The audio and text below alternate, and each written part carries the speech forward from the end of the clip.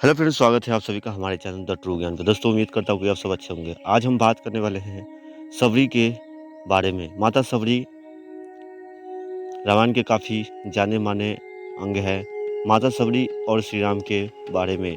माता सबरी एक आदिवासी थी जो कि जंगल में रहती थी और वो एक ऐसी भक्त थी वो कि भगवान को भी झुका देती है भक्ति। ऐसी भक्ति माता सबरी में कूट कूट कर भरी थी और यही कारण था कि भगवान श्री राम को उनके पास जाने को भगवान मजबूर हो गए।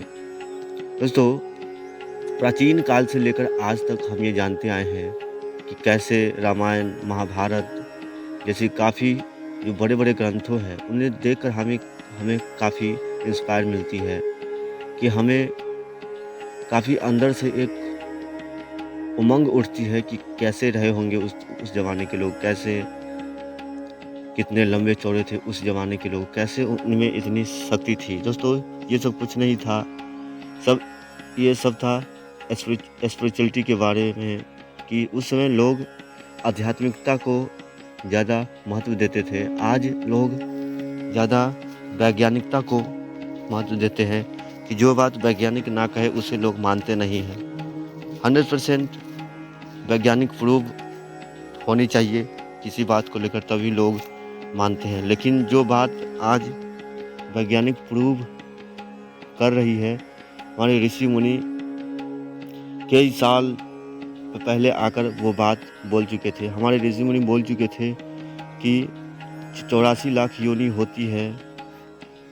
लेकिन जब हिंदुओं का मजाक मुसलमानों और कई धर्मों ने उड़ाया कि इतना भी होता है क्या, लेकिन आज जब वैज्ञानिक इस बात को प्रूव कर चुका है कि जो बात हिंदू बोलता है वो सच है, तो अब लगता है मुसलमानों को जो बात हिंदू बोल चुका है वो शायद सभी बात सच होंगे। तो ये सब अंदर से आई, लोग में इतनी शक्ति कहाँ से आई? ये सब हुआ आध्यात्मिकता को लेकर। ध्यान, मनन, चिंता से दूर रह के, क्योंकि उस समय होता था कि 25 वर्ष तक बच्चे गुरुकुल में पढ़ते थे और वो 25 वर्ष तक गुरुकुल में पढ़ लिख कर 25 साल के बाद अपना जीवन का निर्णय करते थे कि हमें किस दिशा में जाना है, संसारी या सन्यास। उस समय ज़्यादा मोह माया न था, लेकिन आज काफ़ी मोह माया हो चुका था। तो हमें जीवन में सीखने की ज़रूरत है। वापस आते बात पर, माता सबरी एक भक्त थी, वो आदिवासी थी।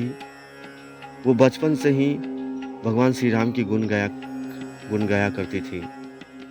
उनके माता पिता हर बात पर इसलिए उन्हें डांटती थी कि कोई भगवान नहीं होता, कि तुम बेकार की इस भ्रम में पड़ रही हो। लेकिन माता सबरी का जब समय हुआ 25 वर्ष तक गुरुकुल में रहने के बाद, तो वो जब उनके 2 रास्ते बने कि इस दिशा में जाना है कि इस दिशा में, तो माता सबरी ने गुरुकुल में ही रह गई, मतंग ऋषि के पास। आगे चलकर वो गुरुकुल की सबसे जाने माने और सबसे उच्च, जो बोलते हैं आजकल के राइट हैंड, वो उच्च पदाधिकारी बनी गुरुकुल के। और जब बूढ़ी हो गई तो हर समय सोचो, वृद्धावस्था में भी बोलते हैं कि जितना बड़ा चीज़ अगर आपको पाना है उतना बड़ा त्याग करना पड़ता है। माता सबरी वृद्धावस्था में भी रोज़ नए फूलों को तोड़ कर लाना और श्री राम के स्वागत में बिछाना और भगवान का ना आना। देखो, रोज़ कई वर्षों तक ये कार्यक्रम चलता रहा, लेकिन बोलते हैं कि भक्त के आगे भगवान को झुकना ही पड़ता है। सो भगवान को आना ही पड़ा और माता सबरी के पास कुछ था ही नहीं। और माता सबरी देखो, रोज़ नए बेर लाकर अपने चख कर स्वाद अनुसार जो मीठे होते थे वही भगवान के लिए रखती थी। तो हमें इस बात से क्या सीखने को मिलती है? और एक दिन भगवान को आना ही पड़ा और आई नहीं बल्कि सभी का कल्याण करके भगवान चले गए।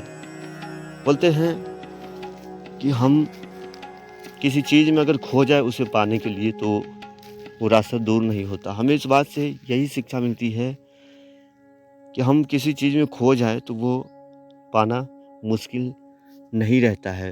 दोस्तों, भक्ति हो या कोई भी चीज़ हो, हमें निरंतर प्रयास करने की आवश्यकता है। क्या पता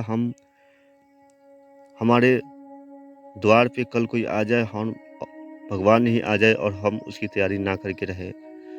किस रूप में आ जाए पता नहीं, इसलिए हमेशा सभी का सम्मान करें, सभी का अच्छे वचन बोले, जीवन जिए आनंद से, कोई चिंता न करना। हो रहा है अच्छा ही हो रहा है, जो होगा अच्छा होगा, सब अच्छा होगा। जब एक दिन मौत आनी ही है तो इतनी उलझन क्यों। मिलते हैं फिर अगला वीडियो में। वीडियो पसंद आया हो लाइक करना, सब्सक्राइब करना और कमेंट अवश्य करना कि हमें भी मोटिवेशन मिलती है। ठीक है, मिलते हैं फिर अगले वीडियो में। अपना ध्यान रखना।